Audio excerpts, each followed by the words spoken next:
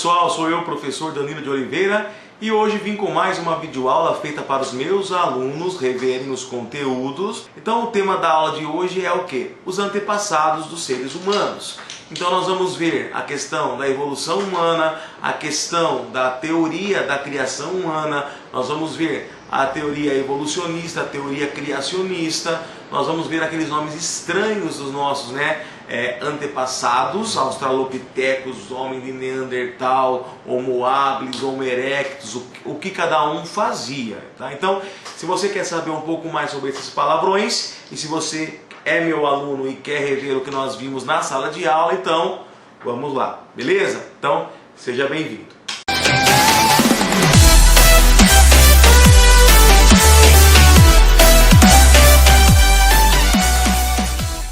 Bom, o primeiro ponto é com relação à origem. Existem basicamente duas origens sobre a evolução e sobre o surgimento do homem na Terra. Eu tenho a teoria chamada criacionista e a teoria evolucionista.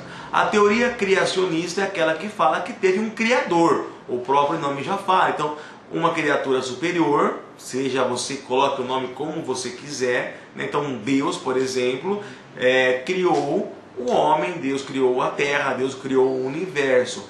A outra teoria, teoria evolucionista, o foco já é diferente, o foco já não é mais em Deus, o foco é o quê? O foco é na própria natureza, nos acontecimentos naturais que foram dando origem ao universo, que foram dando origem ao homem e foram dando origem, a tudo que existe. Então, essa teoria evolucionista é a teoria científica. Tá? Então, na prova, se o professor perguntar para você as duas diferenças, as duas principais teorias sobre a origem do homem e do universo são essas: teoria evolucionista, científica, e teoria criacionista, que fala que quem criou tudo foi Deus.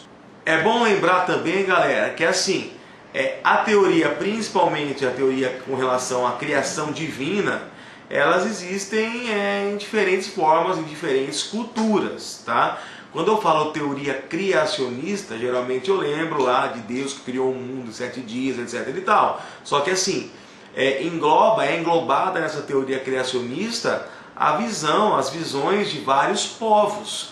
Então existem povos indígenas que têm uma crença sobre a criação do mundo, tá? Então, por exemplo, os Chavantes, que falam que o mundo teria surgido a partir do leste, né? Então tudo surgiu a partir do leste. É lógico que eles fazem uma analogia em relação a onde o sol nasce, né? Então assim, cada povo, cada civilização vai ter a sua visão criacionista. Eu não posso pensar apenas que a versão criacionista é aquela judaico-cristã, em que Javé criou tudo, né? E criou Adão, criou a Eva. Então não é só essa visão que eu tenho que lembrar, é só um lembrete para vocês. Então vamos lá, eu já trabalhei o módulo para os meus alunos, né? O módulo 10 da apostila, que falou sobre as duas diferentes teorias de criação. Agora eu já estou indo para o módulo 11 e para o módulo 12. Tá? Esse módulo 11 e esse módulo 12 é o módulo mais complicado, porque é aquele módulo que vai aparecer aquelas palavras terríveis, aqueles palavrões sobre a evolução humana. Realmente, eu pelo menos aprendi com a minha professora lá no passado, que assim, eu, ser humano, Homo sapiens sapiens, surgi a partir do macaco. Olha que coisa absurda, mas eu aprendi assim. Então, na minha cabeça de criatura humana pensante, por muitos anos, talvez seja o seu caso também, não sei. O que eu imaginava? Que nós antigamente éramos um macaco, nós fomos mudando aos milhares, milhões de anos, até nós termos as nossas características atuais, né? Então o homem surgiu do macaco, tudo bem? E aí, cara, quando eu descobri que não era bem assim, eu fiquei chocado. Como assim?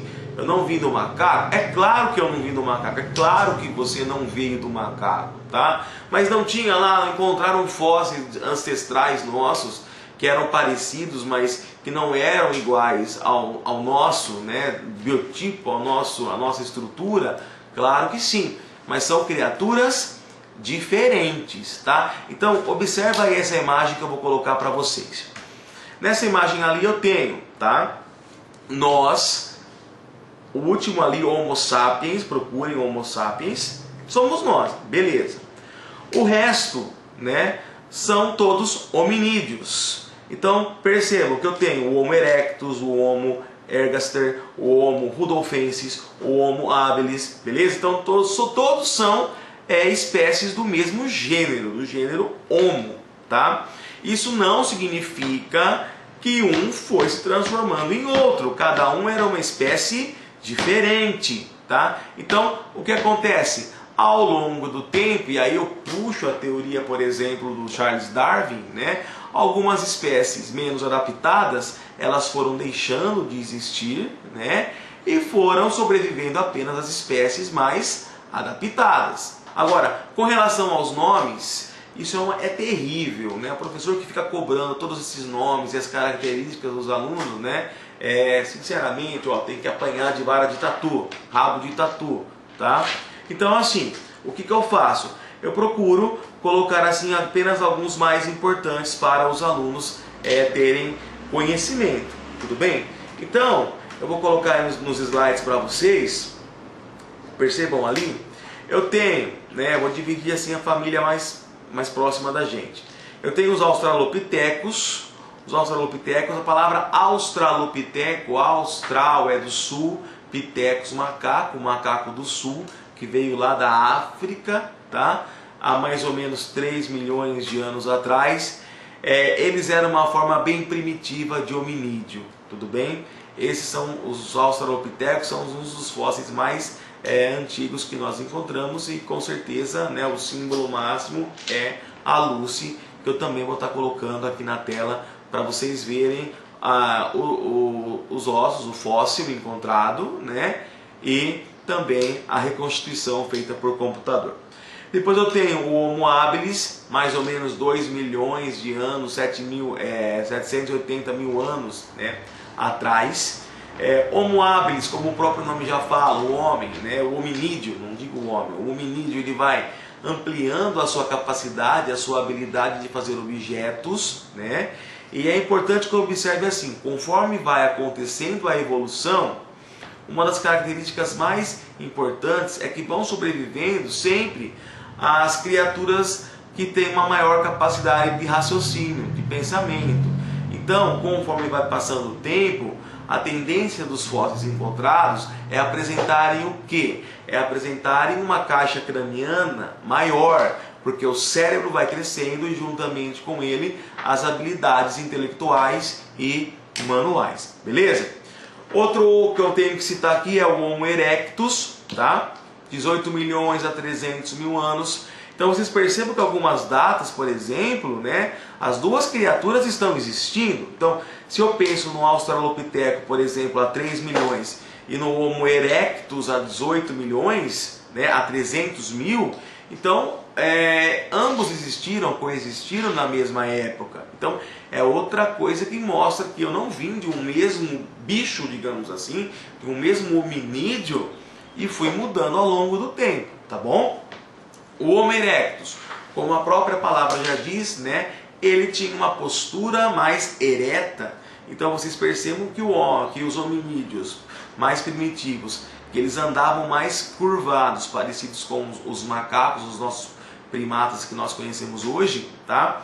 Vai acontecendo com o gênero Homo uma mudança e ele vai ficando numa postura mais ereta, né? Então ele vai ficando mais reto. O crânio aumenta, tá bom? Nessa fase aqui, a carne já era o principal alimento, né?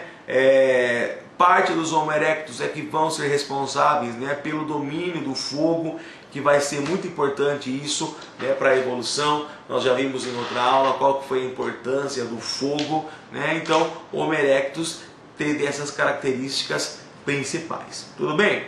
Depois eu tenho que destacar o homem Neandertal. Neandertal por quê, professor? Porque os fósseis foram descobertos no Vale do Neander, lá na Alemanha. Então, homem de Neandertal, tudo bem? Homem já um pouco mais evoluído, também a massa encefálica maior, maior habilidade, né, nas construções, na parte técnica, tudo bem?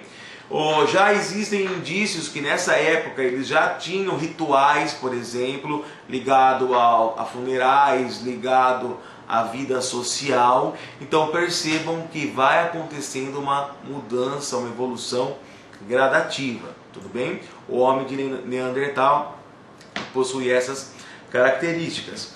Aí eu vou ter o Homo sapiens, né? O Homo sapiens Cro-Magnon, 30 mil anos, foi encontrado na França, que é praticamente bem parecido já com a nossa família, é Homo sapiens sapiens, tá?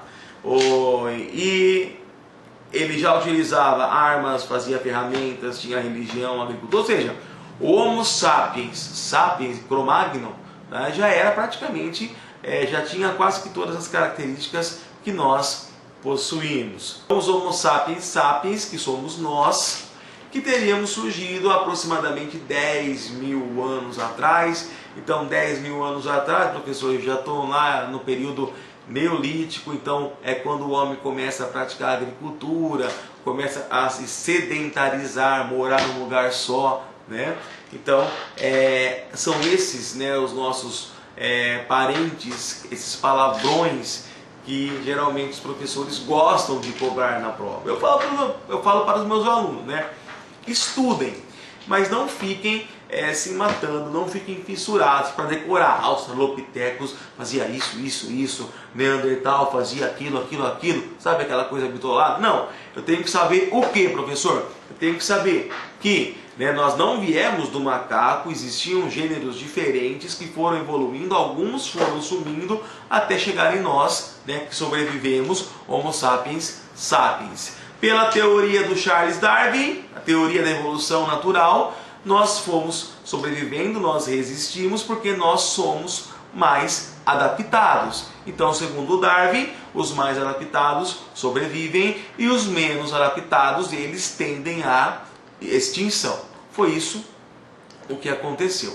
O único consenso, praticamente, até que se prove o contrário, sobre a questão da origem do homem, é que assim, nós teríamos surgido, né, as espécies humanas, né, os hominídeos teriam surgido na África principalmente, e aí depois se espalhado para os outros continentes do mundo.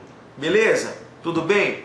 Vamos continuar? Então, para quem é meu aluno e está seguindo ali mais ou menos a ordem da apostila, agora eu vou entrar nos módulos 13 e nos módulos 14.